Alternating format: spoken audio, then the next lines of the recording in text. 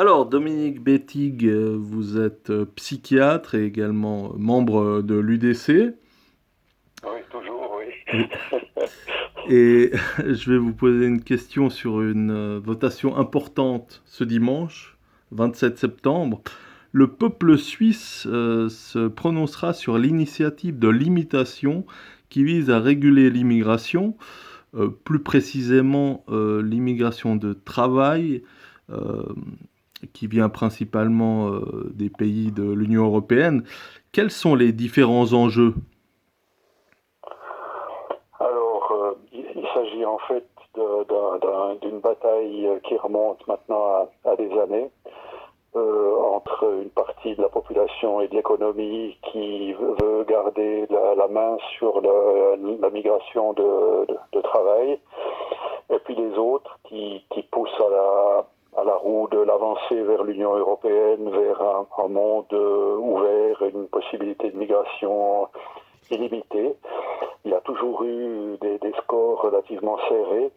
Enfin, l'avant-dernière en date avait même été remportée. L'initiative contre l'immigration de masse avait été remportée finalement avec très peu de pourcentage d'écart. Normalement, cette loi limitant la migration et permettant plutôt le recours à la main-d'œuvre nationale indigène aurait dû être mise en route. Et puis le Parlement, où il y a une majorité qui n'est pas contrôlée par l'UDC, ce Parlement a dénaturé littéralement cette initiative qui est devenue quelque chose qui était ultra light, ultra symbolique, hein, du genre avant d'engager quelqu'un qui vient d'un pays voisin, il faut quand même aller vérifier les fonds de tiroir des offices de chômage pour être sûr qu'on ne prétérite pas quelqu'un, ce qui est une farce. Hein, ça ne se joue pas entre les chômeurs et les non-chômeurs. La plupart des entreprises préfèrent engager des travailleurs étrangers parce qu'ils sont plus malléables, moins exigeants, ils acceptent des horaires de travail un peu différents, mais c'est pas une question bien sûr de faire recours aux chômeurs.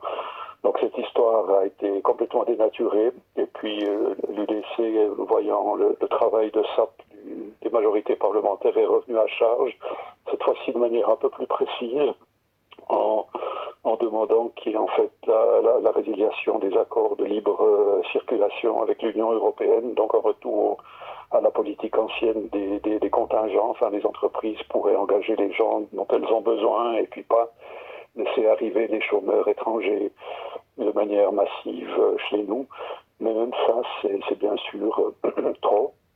Alors tout le monde hurle au loup, enfin, comment on ne pourra pas se passer de l'Union européenne, la plupart de nos exportations ont lieu là, on ne pourra pas se passer de la main-d'œuvre frontalière, les hôpitaux avec le Covid ne pourraient pas tourner s'il n'y avait pas les frontaliers.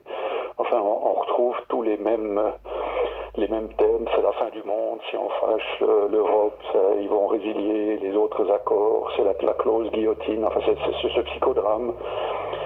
Puis qui a l'air de nouveau de marcher. Et moi, je suis assez inquiet par rapport au week-end résultat. Mais ceci dit, quand on regarde bien, c'est quand même de la politique politicienne. Et puis finalement, que cette initiative soit acceptée ou pas, ça va pas changer grand-chose. La messe est dite depuis longtemps. Par contre, en cas d'acceptation importante, enfin en cas comment il faut dire ça, de refus important de cette initiative, ça pourrait être utilisé de manière assez perverse par l'équipe qui veut à tout prix une avancée de l'intégration européenne et puis la reprise automatique du droit européen.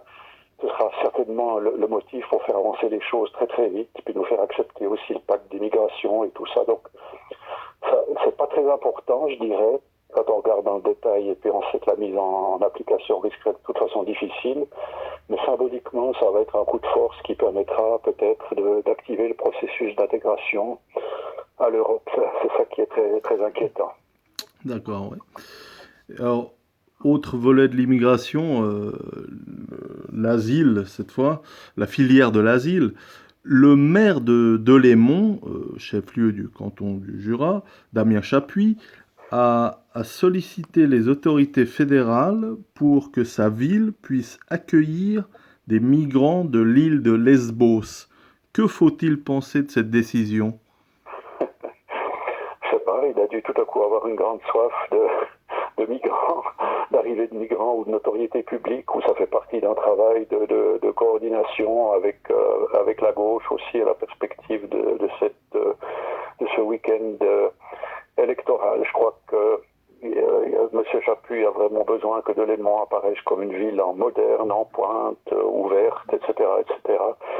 Puis il fait partie de cette gauche, des valeurs de cette gauche moraliste qui a hérité du catholicisme ou du christianisme.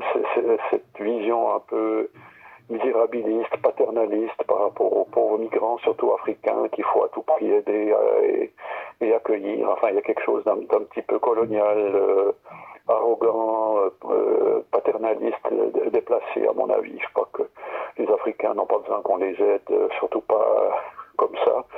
Surtout que c'est une grosse manœuvre. Là, c'est clair qu'on nous refait en Grèce maintenant le coup des boat people dont les bateaux sont perdus en Méditerranée. Comme ces gens-là ont réussi à passer maintenant, on a mis le feu au camp pour recréer une situation d'urgence pour permettre à ces braves gens de rejoindre Mme Merkel comme elle le réclame à corps et à crier. Elle a tellement à faire pardonner à l'Allemagne, cette dame Merkel, qu'il faut à tout prix changer profondément la population et payer pour la nuit des temps la culpabilité de l'Allemagne d'autrefois.